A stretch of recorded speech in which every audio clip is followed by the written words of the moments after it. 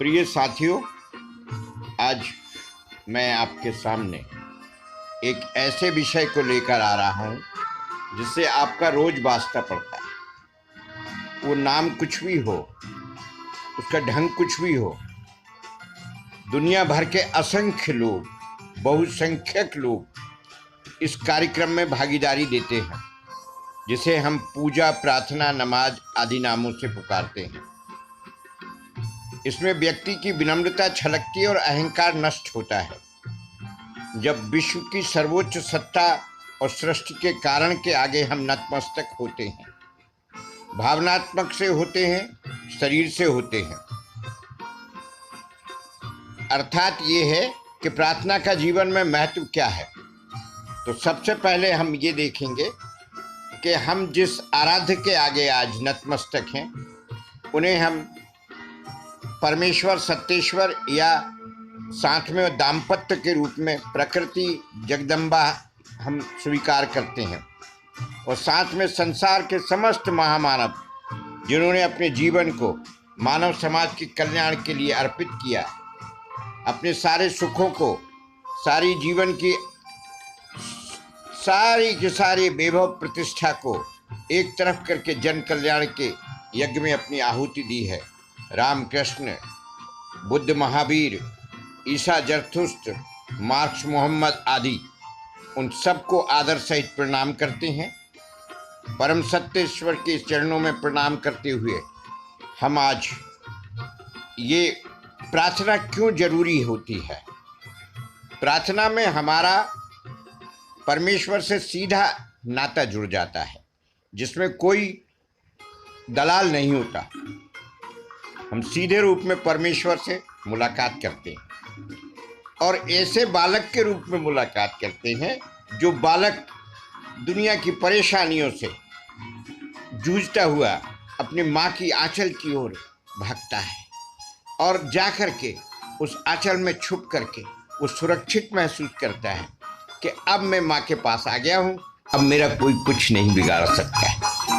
इसके साथ साथ अब आप बड़े हो जाते हैं, आपको ये भी सोचना पड़ेगा कि वो आंचल आपको सुरक्षा तब तक देता है जब तक आपके आचरण सही होते हैं, सदकर्म होते हैं। जैसे ही आपके सदकर्मों में विकृति आती है, आंचल में छुपा हुआ माँ का प्यार अनुशासन में बदल जाता है और झट से एक तमाचा रसीद कर देती है। आपको अच्छी तरह याद होगा जब बचपन में आप चंचलतावश कुछ ऐसा काम कर जाते हैं जो माँ को नागवार गुजरता है, तो वो कितना भी प्यार करती हो, अनुशासन और मर्यादा के लिए आपको डांटती है, फटकारती है, ज़रूरत पर तमाचा भी रसीद करती है। उसकी तैयारी भी करना चाहिए, लेकिन ये ध्यान रखना चाहिए कि आप उसी आंचल में सुरक्षित हैं। परमेश्वर से अपनी संलग्नता हर पल बनाए रखें, क्योंकि वो भी बनाए रखता है। अगर एक क्षण आपको ऑक्सीजन की प्राप्ति ना हो, परमात्मा की चरण रज का आशीर्वाद आपको प्राप्त ना हो, तो आपका जीवन का कोई अस्तित्व नहीं है। इसलिए ये सब बातें भूल जाइए कि मैं कहाँ पैदा हुआ हूँ, किस देश में पैदा हुआ हूँ, कौन सी किताब पढ़ता हूँ, क्या नहीं पढ़ता हूँ। बस इतना तो अवश्य याद रखिए कि आप किसी परमात्मा की ऐसी डोर से जुड़े हुए जो सिर्फ आपको जीवन देती है, और अगर वो एक क्षण भी अपना रहम, कृपा आपको ना दे तो आपका कोई अस्तित्व नहीं है, बड़े से बड़े लोगों का नहीं है, तो आप और हम क्या है।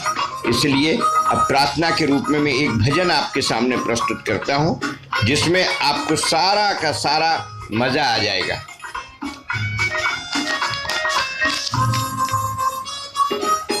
परमेश्वर हमें सत्कर्म में रत कीजिए, अब पट खुले मंदिर के प्रत्यक्ष दर्शन दीजिए। कर्तव्य हम दिन भर करें पर आपका दर्शन रहे, जिससे न कोई पाप आ पाए, शरण में मन रहे। जग आपकी रंगस्थली हो, मैं यहाँ का नट बनूं, निर्देश सब पालन करूं, कर्तव्य में उद्भट बनूं। कर्तव्य में संकट पड़े तो आपका ही नाम लूं, मैं खेल से भागूं नहीं, सच्ची कला से काम लूं। स्वामित्व का मद हो नहीं, समझूं सभी कुछ आपका। जब है सभी कुछ आपका, तब काम क्या संताप का। जो हानि हो या लाभ हो, सब आपको अर्पित रहे। जिसमें रहे मेरा सुहित, वो विश्व का भी हित रहे। मेरे अकेले के स्वार्थ पूरे ना हो, संसार के स्वार्थों के साथ मेरा भी स्वार्थ जुड़ा हुआ है। इसी धर्म की मूल भावना के साथ आज का प्रार्थना का महत्व हम समाप्त करते हैं कि हमारे स्वार्थ परमार्थ से जब तक नहीं जुड़ेंगे, हमारे स्वार्थ परमार्थ के साथ तालमेल नहीं बिठाएंगे, तब तक विश्व में शांति नहीं आएगी। ये छोटी सी बात बड़े स्तर तक जाना चाहिए, चाहे वो एक मोहल्ला हो, एक परिवार हो, पति पत्नी हो अथवा यूएन हो। इसके बिना संसार में कोई धर्म व्यवस्था टिक नहीं सकती। स्वार्थ और परमार्थ का समन्वय, शुभ और परहित का समन्वय, ये दृष्टि में आना चाहिए, ये स्वभाव में आना चाहिए। यही सच्चिदानंद की साधना है। जय सत्येश्वर, जय माते अहिंसे। परम सत्य के पुजारी मर्यादा पुरुषोत्तम श्री राम की जय। परम सत्य के पुजारी न्याय संगत संदेश देने वाले श्री कृष्ण की जय।